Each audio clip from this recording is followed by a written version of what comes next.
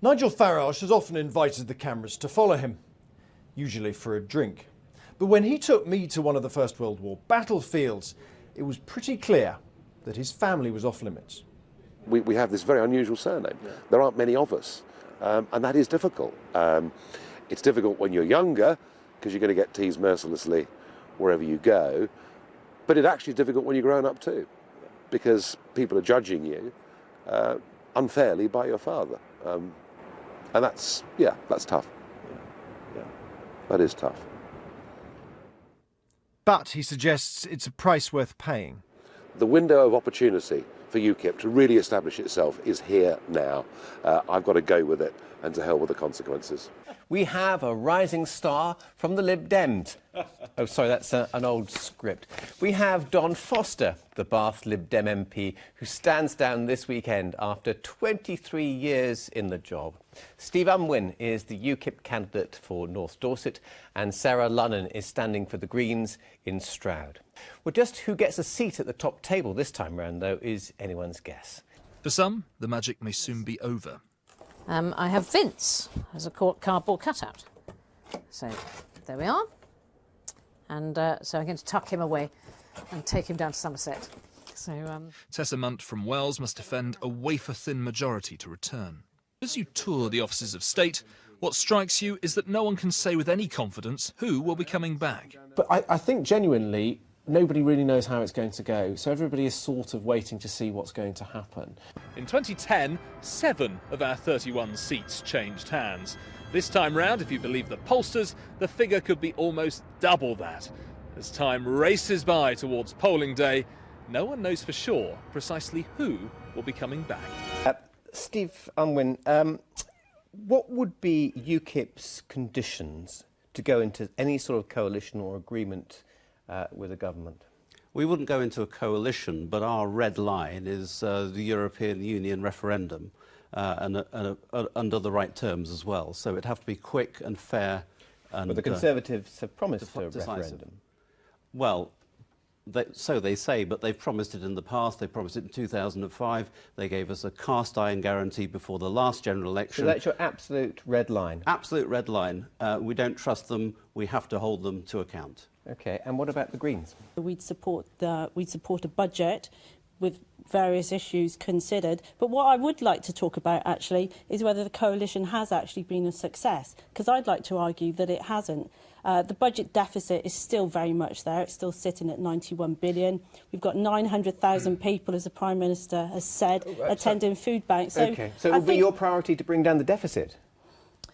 No, actually, it would not be a priority to bring down the deficit. I think the country can run at a deficit, and it has done, and many other economies successfully do operate at the deficit. The so Greens' why are you priority, criticising them for not bringing down the deficit? Because on their own terms, they actually failed to do what they set out to do. Is that fair? I mean, it is absolutely true. We didn't get the deficit down as much as we'd wanted to. We don't narrow the deficit, what we spend compared to what we've got coming in. That debt grows and the interest grows, and that's money you can't spend on education, health and all the things you want to do. We've got to do much more than tackle the deficit. We've actually... This is a distraction to the actual debt. I mean, it's more or less doubled in the last 5 years, and that's actually more than it went up under every Labour Chancellor since 1900. So it's not just the deficit. That's a distraction from the real issue, which is now we're measuring our debt in trillions rather than in billions. Your issue is Europe, isn't it? Our issue is the economy as well. But you yes, care about the deficit and the debt? The primary thing is, of course, the European Union, because that is all adding to our deficit and our debt. However, we also need to tackle things such as the debt, because that is a major problem for this country. I think there's a fundamental misunderstanding of what a deficit and a national debt is and how it operates. So the government doesn't operate like a household and we have to spend off the credit card. It's completely different to that. We can operate with a debt. It's not a problem, it's not an issue. The government actually so this is what you'd be saying, presumably, if Labour are the biggest party, Is that what you would be saying, that we will go into coalition with you, or we will have some sort of agreement with you, but providing you throw away austerity and you keep the debt as it is? It's crazy because it's Let me just ask you first. Yeah, the Greens are anti-austerity. Absolutely. We do not believe in austerity. It's a political con. So would that be your condition of going into a coalition or making an agreement with Labour, that there is an end to austerity? The Greens aren't going to set any red lines about how they would operate a confidence and supply arrangement. That's my understanding of it. I'm not actually party of the actual discussions which are going on. A few weeks before an election. I probably should know. Now, a row has broken out in Gloucestershire over the planned expansion of grammar schools. 3 of them want to create more places, but nearby comprehensives fear that will mean fewer pupils and less money for them. Martin Jones reports. What do these people have in common? Bristol City owner Steve Lansdowne, particle physicist Peter Higgs, Bath MP Don Foster and Rolling Stones guitarist Brian Jones. The answer? They all achieved great success after going to grammar schools. It's not hard to see why so many people want their children to go to grammar schools in Gloucestershire. And from next September, 3 of them, including this one, Marling, will be offering more places.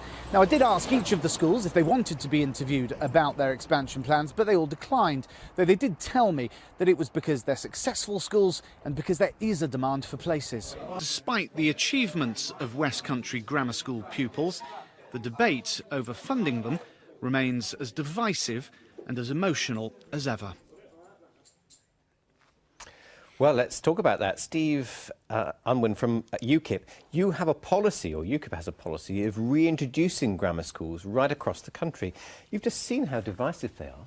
Well, that's not true at all. I mean, if you take... you mentioned the 19... What isn't true? That it's divisive. The reality is that in the 1950s and 60s, when we had grammar schools at their heyday, around about 50% of the students at Oxford and Cambridge came from what we would call traditional working class backgrounds. Now it's about 11% and declining. So you'd want a grammar school very decisive. You'd want a grammar school in every town, is that right? Yes, because what size of town? Well, every sort of large-sized town. So Weston-super-Mare or Stroud or? Yes, I mean all those sort of towns. But in every how many you say in Bristol? I don't know the number in Bristol, probably about 4 or so. I mean, there's a population of 430,000, so that sounds about right. But I can't pull out a figure just out of the air on that one. However, your clip showed the teacher from the comprehensive school complaining about the funding that was going to the grammar schools. However, the catchment area of the grammar schools, because we've got so few, is enormous. But you'd have lots. Yeah. You'd have lots of grammar schools. They've got people... And you'd insist on schools becoming grammar schools? Yes, we want to make sure that everyone, wherever they are in the country, has the opportunity. OK, what's the Green view on that? Grammar schools are divisive. The grammar school in the clip actually is from Stroud. I'm very, very familiar with it. But do you not accept that it gives a leg up? It gives kids from very poor backgrounds the chance to go to a good school and then everything, all the doors are open. That's a total myth. And if they're bright, don't they deserve that help? No. OK. All children deserve help, whether they're bright or not. Under Green policy, as I understand it, there would be no academies, no free schools, or they'd be brought back within local educational authority control. No targets, no league tables, or SATs. Is that the way to achieve brilliance and greatness? I think... It's a way to achieve failure. I have to agree with Dom in that the pupil premium has been really, really beneficial. No, I'm not talking about the pupil premium. I'm talking about Green policy. I just wanted to be nice. Well, that's lovely. That's lovely, but now, if you could answer the question. With regards to education, we're not saying that there should be absolutely no testing. But Finland, for example, has a really absolutely brilliant education system. The children do very well, and they do not sit formal tests until they're 17. Will there be exams? Yes. There would be? Yes, we would have exams, but you don't actually need formal examination until children are 16 and 17. Okay. So, yes, keep the GCSEs, but we do not need SATs. So you bring back, effectively, what were famously called bog standard comprehensive. Yes, let's bring back comprehensive education. Let's get rid of the testing. it's proved. Okay. It hasn't I think proved we beneficial need to education children. for excellence, not for bog standard. And what about the kids who don't pass the 11 plus? Well, Yeah. I didn't pass my 11 plus where I went to school.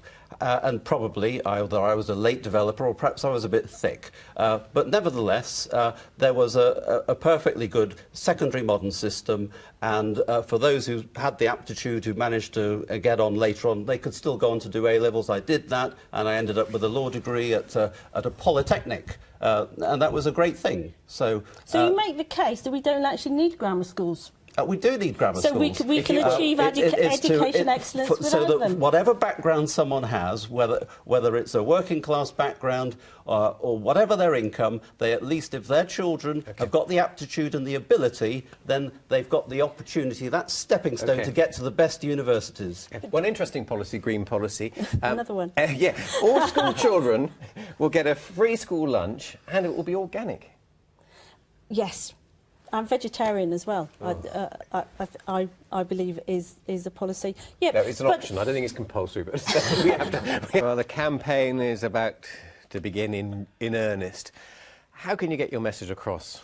Is it YouTube and all that, or is it just knocking on doors? Well, social media will be, for the first time in this election, playing a much bigger part than it's ever done before. And, of course, all the parties will be using that. We've started, in my constituency, we started knocking on doors in September 2013. We've now knocked on over 13,000 doors. And there's nothing that beats eyeball-to-eyeball contact with people. And the reality is that in this election, UKIP are going to provide people with a proper choice. At the moment, you've got three parties that are basically all the same. Pro-European Union, Social Democrat type parties. We are going to go for every seat, whether it's Conservative, Labour or Liberal Democrat, bayonet the wounded and take no prisoners. And that's all we have time for this week.